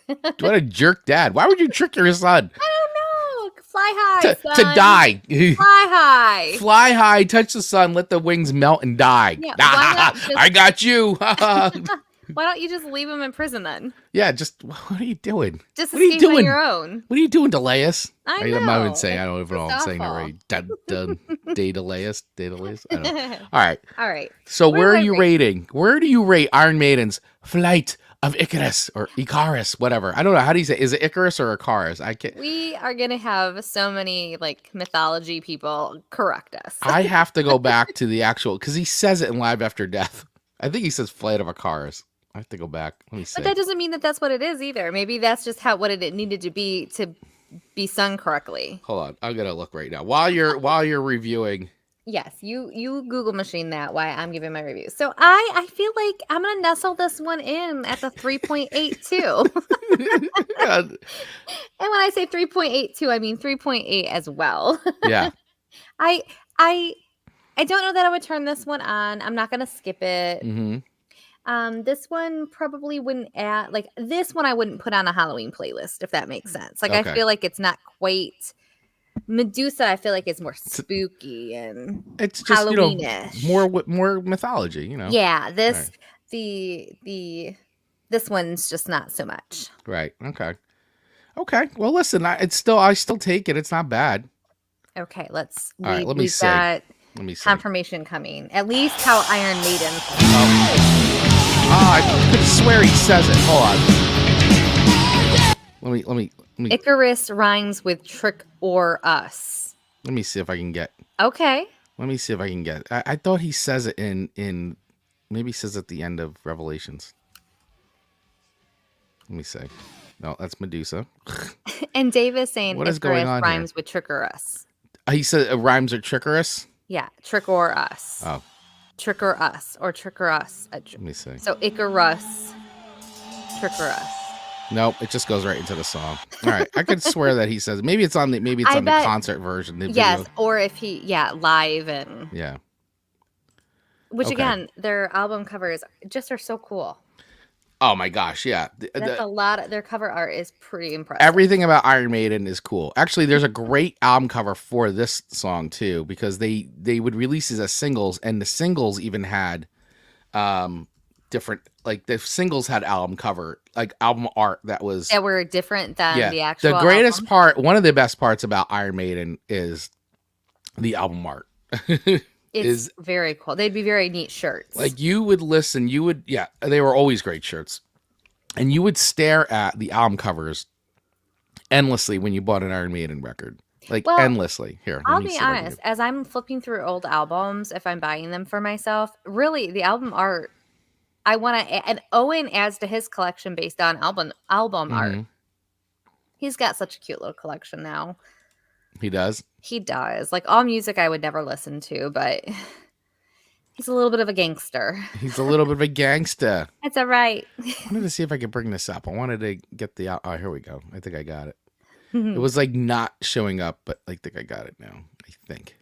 Hold on for the reveal. Hold on for the. Hang mega on there, reveal. friends. Nope, it's not happening. That's all right. You know That's what? okay. Hold on. Here we go. This is very important to Chris, so everyone hold on. No, it's not that important. We were just talking about it. I'm like, I should show visual. So, all right. So that's what the album cover like for this looks like. So you could see that everything was always done. I don't know why it's so small, by the way. It's hard when we're screen sharing. It always makes it small. Oh, that's helpful. Yeah. Is that helpful? Yep. Oh yeah, that's Yeah. excellent. That's what and let's be really real right now. That is an image that would be generated from AI. Yeah, this was before AI time. Before AI. I mean, this was done by hand. By the way, It absolutely was. But think about like this is what AI would generate like within seconds. Right. And to know somebody sat down and actually Well, yeah, Derek made Riggs. this. Derek Riggs was the artist for many, many years. He drew all these paintings. And the great thing, the funny that you would stare, the reason why you would stare for hours at these is that he embedded all kinds of like little other images inside these. So you would have to stare. Eggs. And on top of that, you had to find his signature. And his signature was like a bunch of symbols. And that's how he signed everything. And you would look to see where he would hide the signature in the picture. So it's just a lot of Easter egg stuff, very, very, very fun. To very fans, fun. those are the things that make a difference to a fan. It really did. And that's why Iron Maiden's the whole package. The whole package. You heard it from Chris Baglio. The whole package. The whole package. The whole package. All right. So your third and final song to me today. Classic. It's a classic, Amanda. It's a classic me. Happens to be the most controversial song on our list, by the way. Kidding. The most controversial song on our list today. It's a kid's song. Is a kid's song, but was very, very controversial. And in fact, was banned in some other countries because everybody thought it was about drugs. And I am talking about the one and the only Puff the Magic Dragon by Peter, Paul, and Mary, which charted number 2, by the way, in the United States, released in 1963. What a sweet song. The song was rumored to be about drugs, particularly marijuana, otherwise known as the devil's lettuce. Otherwise known as Mary Jane. Good old Mary Jane. Good old Mary Jane. The rumor was fueled by a 1964 Newsweek article about hidden drug messages on pop music that came up with the following interpretations. Here's the interpretations of Puff the Magic Dragon. It's all very plausible, by the way, especially when you look at Beatles songs. I will argue their argument is legit and fair. It's very legit and fair. However, so is Peter, Paul, and Mary's. Mm-hmm. I agree. So, all right. So here is the argument, or I would say here's the analogies. By Newsweek, by the way, not. So the interpretations were Puff's friend Jackie Paper equals rolling papers. Puff equals to take a puff from a joint, and dragon is a variation of drag in, as in taking a drag from a joint to inhale the smoke. The band claimed that the song is really about losing the innocence of childhood and has nothing to do with drugs. And at the end of the song, Puff goes back into his cave, which symbolizes the loss of childhood and innocence. Yes. Peter Yarrow, who wrote the song in 1958 before he joined a group, it said it started as a poem his roommate Lenny Lipton left in a typewriter in this interview with Song Facts. He said, Lenny Lipton and I were at Cornell and it was exam time. He came to my place in College Town, sat down at the typewriter and wrote some poetic words. He had been thinking about Ogden Nash for a while, and he wrote a part of what became the lyric. He actually left a piece of paper in the typewriter, and when he left, he became absorbed into getting his exams. It was not intended to be the lyric of a song or anything. It was just something that he typed on paper, and I looked at it and loved it, and I wrote the rest of the words to give it a strong form and dynamic, dramatic arch and music to it. Later on the album, Moving, that's the name of the record that this was on, when we were looking for children's songs, we did some children's songs on the first album, including Autumn May and Its Raining. I suggested Puff the Magic Dragon, and we put it on the album without any thought that it might ever become popular or in any important way, yet it happened spontaneously at some point because a DJ somewhere in the Northwest started to play it on the radio, and it just took off, and it's the song that it is now. A few years after the song became a hit, Yarrow found Lipton and gave him half of the songwriting credit. Lipton, who was a camp counselor when Yarrow found him, gets extensive royalties from the song. and Lipton went on to develop a system for projecting films in 3D. What a story. Which, why I really believe the second version of what this song is about more so than the first. And yes, just because it can apply doesn't mean that that's what it is. Get your pot smoking heads out of your tushy. It doesn't have to be about puffing a magic dragon. No, but I definitely think it can make sense. It makes sense considering the culture of the time. Yeah. So 100%. I did find that there was the original poem had a verse that didn't make it into the song, which I found to be interesting, which in it, Puff found another child and played with him after returning. Neither Yarrow or Lipton remembered the verse, that a detail in the paper that was left in Yarrow's typewriter in 1958 has since been lost. So there was an actual other verse where, that childhood, grows up and Puff goes away, but then another child comes and, and I thought that was very cool because that's kind of very Toy Story, ish, right? As you grow up, you move on, you become an adult, you grow up and, and you lose your imagination in that way, or, it's that whole thing. And I think it's a very sweet, sweet thing that I kind of was like, oh, I wish I was kind of in the actual song. I love, just imagine being so good at just writing down a few words poetically. Yeah. Just happening to leave it in a typewriter with somebody who happens to be able to be a songwriter. Yeah. And put it to music, and it becomes Puff the Magic Dragon. Such a successful song. Yeah. That's so crazy to me. So it says, Dave is saying, wait, you mean songs can be about two things at the same time via text and subtext? Yes. Yes. Yes, they can. Explanation of it. Yes, they can. So it's so funny. So this song did get banned, by the way. It was banned in Singapore and Hong Kong because authorities thought it contained drug references. That's so annoying. Some of the alleged drug references in this song include, by the way, these are alleged, autumn mist, which was marijuana smoke, in a land of Honolulu, which was the Hawaiian town of Honolulu, famous for its marijuana plants. Peter Yarrow insists that not only did the song have nothing to do with drugs, but he didn't even know about pot in 1958. I find that hard to believe, by the way, which kills any theories that he put drug references in it subconsciously. First of all, you went to school, you were in college in 1958. You didn't know about pot? I'm sorry. I don't buy that. I do buy that the song's not about. Yes, but don't pretend like you didn't know. Come on. You're in you're going to school in New York in 58. I can't hear that school, Cornell, and not think of Andy from The Office. Yeah. Every single time. Yeah. So he has put that's the trademark in my brain. I just think this song is sweet. This is very folky to me, which we all know I like that sound, and it's just sweet. And I do think of it as just a childhood reminiscent type of make-believe song. And again, the argument can be that it doesn't mean that it was for that, but it applies to it. It certainly applies to it. Yeah, it certainly applies to it. I mean, it's a sweet song, and I fond memories of growing up hearing this song as a kid, and obviously too, I mean, the classic Peach Dragon, right? Disney, and fantastic. Just everything about this is it's you grow up being a kid, and this is on, you grow up hearing Puff the Magic Dragon and all that, and it's funny as an adult to then learn about all the controversy of this folk song, which is hilarious to me, which is we just listened to we heard some metal and all this stuff, but the song that got the most controversy was this innocent child song written in the 58, 60s. That they wanted as kids' songs. Yeah, 1963 was the most, it got banned. Banned. like it was a song by Ozzy or something. Yeah. Crazy. All right, so here is, for those of you that do not know this song, here is Puff the Magic Dragon. Yes, some of our baby listeners may not. You might not.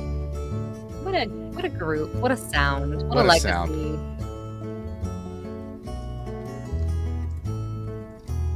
Puff the Magic Dragon lived by the sea and frolicked in the autumn mist in a land called Honolulu.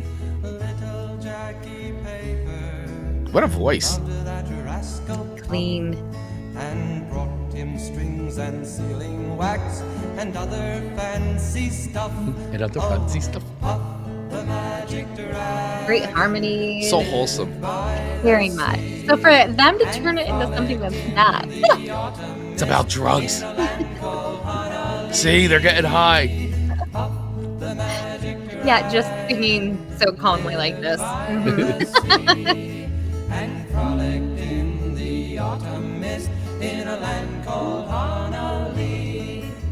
Together they would travel. I think it's sweet. Oh, it is a sweet song. I mean, listen, Peter, Paul, and Mary, great duo. Or actually, not even duo. Great singing group. Who just created tons and tons of songs. So they are definitely American legends. And the fact that they did a lot of those folk songs and the children's songs, they brought songs that like people had never heard before, brought new life to them. So Puff the Magic Dragon, this is a legendary song. I still am very sure that like kids still they play the song for kids today. And there's been 1,000 cover versions of Puff the Magic Dragon, including, I know these guys are saying, here we go. In the chat, the Andrews sisters, Connie Francis, Bing Crosby, Seal, and one of Australia's greatest bands, the Seekers, all did great covers of this song. And I specifically, after I was like, "Ooh, I want this list on or this song on my list," I tried to find a cover version that I was happy with that I felt could replace this as the spot. And I just kept landing back to I just loved the delivery of this one. And while the others are very similar, I just feel like their harmonies, their presentation of it, there's something very unique about their version. Yeah, I gotta listen to these other versions. I don't think I've ever heard of any of these. They're very on point for very faithful. I would say so. They're just Okay. When you hear even faithful though doesn't quite duplicate magic. Right. Yeah. There's just something about combinations sometimes that you're like, oh, I gotta hear this. I gotta hear the Seal cover. Wow. I didn't hear. I didn't know Seal did a cover. I gotta hear the Seal cover. I gotta go back and listen to these. I didn't realize Seal did a cover of Dave and Ian just always have the knowledge bombs for unbelievable. Unbelievable. All right, so where do I rate Puff the Magic Dragon? Where do you rate this terrible marijuana song? There's a horrible song about pot and getting high. The nerve. How the nerve. And now it's legal in a ton of states. Yeah, more than half the United States. So let's break this down a little bit. So the song itself, I mean, I remember being a kid growing up hearing the song. So once again, a lot of nostalgia, lot of member berries here for this song with me. It's hard for me to separate growing up being a kid and listening to the song and like it's just great memories of this. Yeah. So there's a lot. So my judgment is going to be clouded on this. Sure. I don't think there's anybody who's putting this on today, like choosing to listen to this. I think that can be fair. But could be completely wrong about that. I'm making that up, honestly, because you don't hear people going, oh, let's listen to Puff the Magic Dragon. I think people forget about it. But you do forget it because I think, once again, like the dragon, you grow up and that's it. The song, it served a point and purpose in your life, and then you grow up and done. Yeah. And it is a children's song, and we're not kids anymore. So I think that it serves a time and place in a life. So as far as a kid's song goes, it's like a 5-record song for kids. Okay. As an adult, not so much anymore, but still a great song because you remember all the good times. Mm-hmm. So I still think, so is it an eternity playlist song for me? No, not at this age. Sure. But it's still a damn good song, so it's 4 records. Okay. For me. For really it still fair. being a really great song. But once again, it's hard to emotionally separate myself from this one.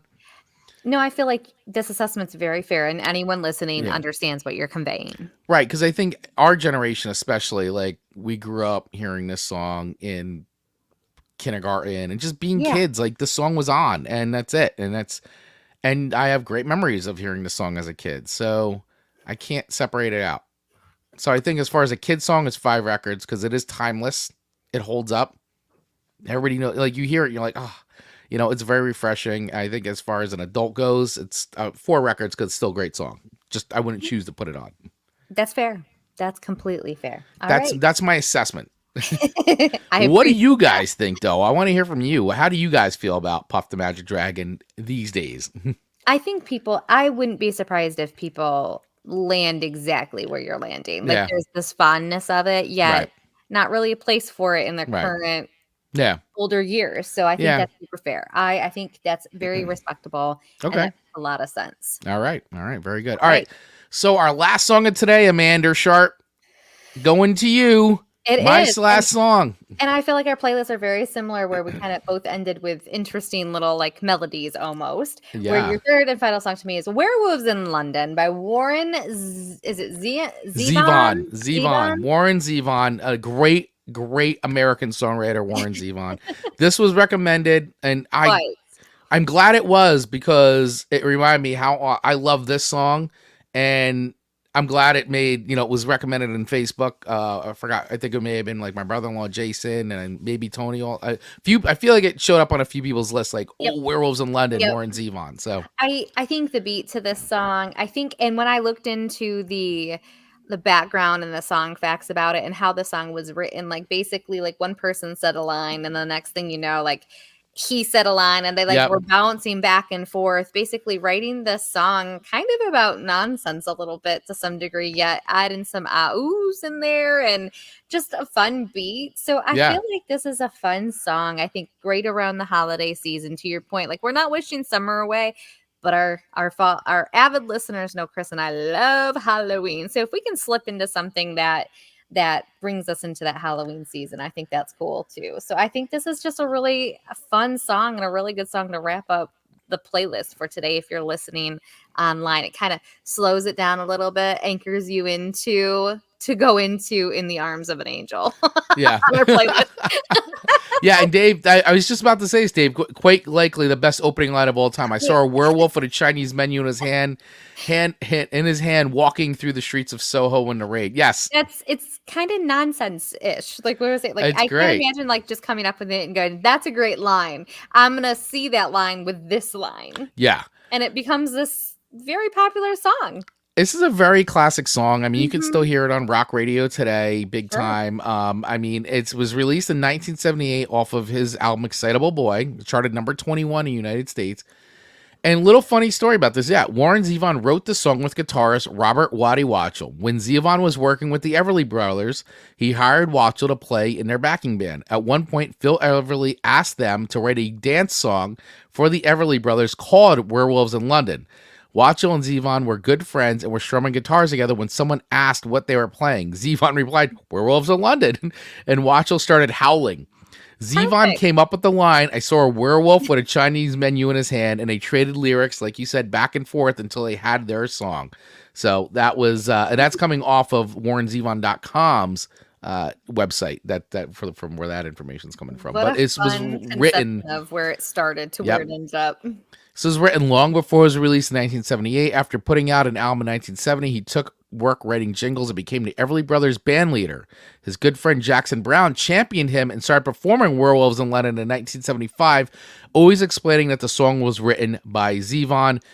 Jackson Brown convinced his label Asylum to sign Warren Zevon, and they did, pairing him in the studio with Brown producing. They didn't record Werewolves in London for Zevon's first album. For first Asylum record, Warren Zevon in 1976, because Brown, already an industry savvy veteran with 3 albums under his belt, knew that Zevon's more outlandish songs like The French Inhaler and Desperados Under the Eaves wouldn't make it onto his second record, so they had him record them while they had a chance. Meanwhile, Brown's label pushed him to record Werewolves, but he refused, knowing that it was quintessential Zevon. Brown returned to produce Zevon's next record, Excitable Boy, and this time they included Werewolves in London. That is it. And the rest is history. That's all he wrote. The rest is history. This is quite possibly Warren Zevon, believe me, he's got a lot of amazing, beautiful songs. Really great songs, but this is probably his most popular song and the most fun. I mean, it's a fun one to sing. It's a fun one to sing. Showed up in things, on the big screen, Yep. TV shows. It is a fun song, and musically, it's got a fun beat to it. I Yep. enjoy it.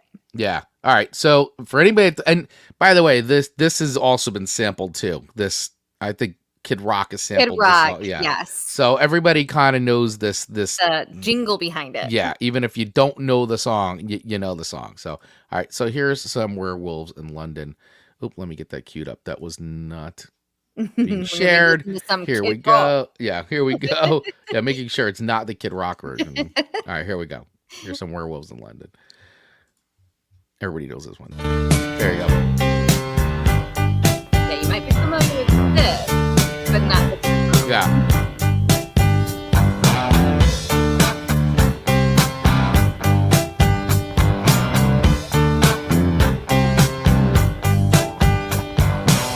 I saw a werewolf with a Chinese menu in his hand, Nonsense. The best. Nonsense. walking through the streets of Soho in the rain.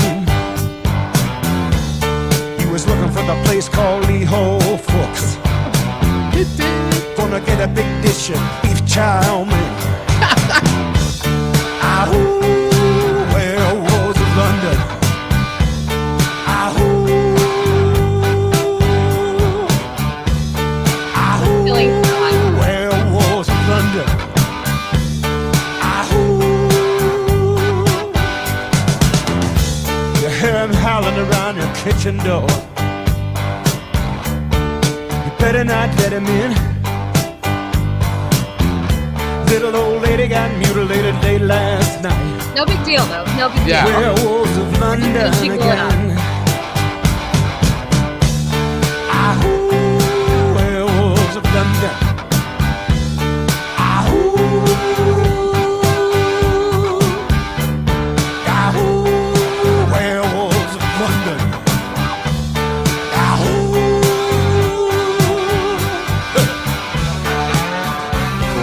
Great song.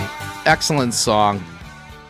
It's really, it's such an easy sing-along. It is. Yeah, I it's absolutely love this easy song. listening. I remember growing up and hearing it. I mean, they used to play it all, especially here in New York, on every classic rock radio station, which we had back in the day. Like, you could turn on the radio and hear this song in rotation, and you could definitely hear it, like, you know, if you have Sirius XM, classic, any of those, it's still in rotation. It is just it's a monster of a song. Let me ask, because I don't think I necessarily knew this as a young kid, Mhm. because my parents listened to very interesting choices. Was this played all year long? Yeah, absolutely. This, I mean, obviously during the holidays you would hear it Sure. more as the spooky season, but it was just a hit song. Like, this was released on his record, and it was a hit. It just was a song that was played. Like, and obviously too, once you know, American Werewolf in London came out, Yeah. like that film, it kind of really caught. It's a song that kind of keeps like finding life again, you know, and generationally and playlists, and it just, you know, you do hear this sometimes, like especially during sporting events, Yeah. during the you know, they'll hear it, and you'll hear it during like, it just is a song that keeps finding new life over and over again, and I think that's amazing. I mean, for a song released that was written, you know, back in 1970, Yeah. and didn't get released till 50-something 78. years ago, yeah. Still, here we are in 2024, like still being a song that is there, you know, like that just keeps coming back. 'Cause I'm so glad. I'm really happy because it's a great song, and you know, I'm glad that like guys like Kid Rock sampled it for all summer long, because it's a perfect like a din din. Oh yeah, Dun, a ditty. Dun, dun, dun, dun. Yeah, and for a guy that wrote jingles, like, genius. It makes sense. Yeah. I wonder. I mean, I would assume there's some sort of royalties or something that Kid Rock would be paying them just for that jingle Oh score. God, wouldn't yes. it? No, he So- wrote that. I mean, of course, yeah. That's see- not free. So think like just on its own, the success Yeah. and the monetary compensation that it's provided, and Yep. then have someone like Kid Rock pick it up and then put this whole Yeah. new life to it. Just, Yeah, amazing. I mean, big money from one song. Yep. Oh yeah. So where Huge. do I rate this? Where do you rate Werewolves in London by Warren Zevon on a scale of 1 to 5 records, with 1 being a skip and 5 being heavenly music to our ears? Amanda, everybody's waiting. No one's Where rating is it rated? I'm gonna give this a 4.5. I really like it. It's so easy to listen to. It's nonsensical. Like it's just a silly song. You don't have to think to enjoy it. No, It's just it's just fun. it's a fun little ditty. I mean, I could. It is. It is. show It's a them great up ditty. to it. It sticks in your head, you know, and you're like, ooh, Woo, werewolves in London. Like it's got a lot of great hooks. It's great. Yeah, it becomes an earworm. However, it doesn't overstay. Right. Yeah, it's It a 3.5 minute song. You know, for a little bit of the day, you might be going the ooh and hearing the dun, dun, dun, dun, but then it moves out of your brain, so it stays for the perfect amount of time. And for those reasons, it deserves a 4.5. I like your 4.5. That is a very fair rating for sure. Yeah, I think this song is just phenomenal. It's a great song. It's fun. It holds up all these years later. It still sounds refreshing to me. It does. You know, it's like you said, it's a really good ditty in all the best ways, by the way. Not in an annoying way, you know. No, what do you guys think? You let me know. Oh, here it goes. Did we get it right? Dave is saying Werewolves and Lenny is inherently a 5 record, but it's so well known that I have to drop it to a 4.5 as well. So okay. Dave, all right. I'm liking your scoring today. Yeah, you guys let us know. Who else what do you guys rate this song at on a scale of 1 to 5 records? Is Warren Zevon's Werewolves in London a 5 record for you?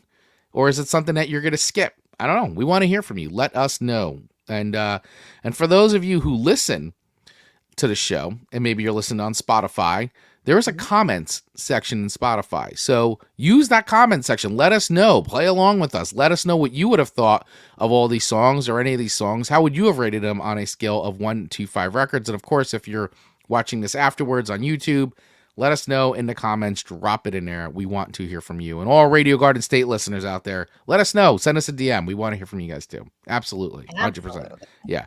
So, Chris, you are the winner at 12.1 with me following at 11.6. So, congratulations. I am the winner of Song Swap Showdown this week. No, this was fun. Version. This was good. Good topic. This was a really good topic. Fun episode today. I hope you guys all enjoyed it and had as much fun as we did going through these songs today. And it was definitely fun trying to pare our playlists down for sure. Yep. 6 solid songs. So, Amanda, we're at this point in the show. Yes, we are. Where it's time. What time is it? It's time to spin that wheel of show themes.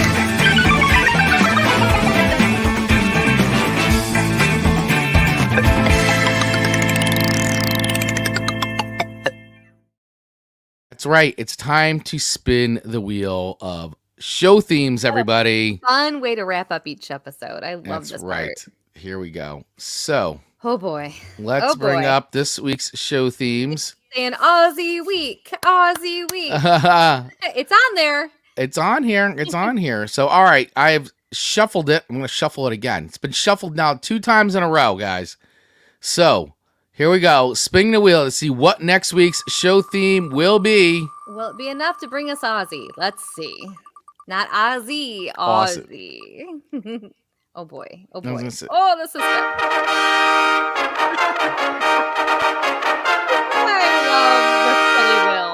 songs with beverages in the title. There you go. Songs with beverages in the title. How random. And let's remind our listeners how we have these topics. We have been graciously given these ideas from our community. So if you want to have your ideas or themes added to this wheel, send us a message and we will put them on the wheel of show themes. But next week, the wheel has spoken and it is saying songs about beverages in the title. Yep. But in the title, not just about beverages, in the title. Yeah, in the title. So the song could be about beverages, but the actual title has to reference a beverage. Oh, boy. Of any sort, any kind of beverage. Milk, alcohol, Pepsi-Colas, all the things. Yeah, Ian is saying that's almost every Australian song. So perfect. There you go. Well, Ian, send me your suggestions. Yes. Dave, send me your suggestions, which you guys always do. But this will be interesting. I think just by default, because of the topic, I think these songs are going to be fun. I think so too. And probably really good for summer. It's probably going to be a nice summer show. Yeah, I think so too. I think because, I mean, listen, it's like we talk about it all the time. I mean, having like whatever you enjoy drinking. Yeah. Doesn't have to be alcoholic, but No. I mean, iced tea, lemonade, like Yep. nothing better than some good sweet tea Yep. when it's nice and hot out with the ice. Oh, it's so good, Or I'm like, I do a lot of like club soda mixed in with like cranberry juice. I just do like a nice like spritzer like that way, or like we buy this like mango lemonade.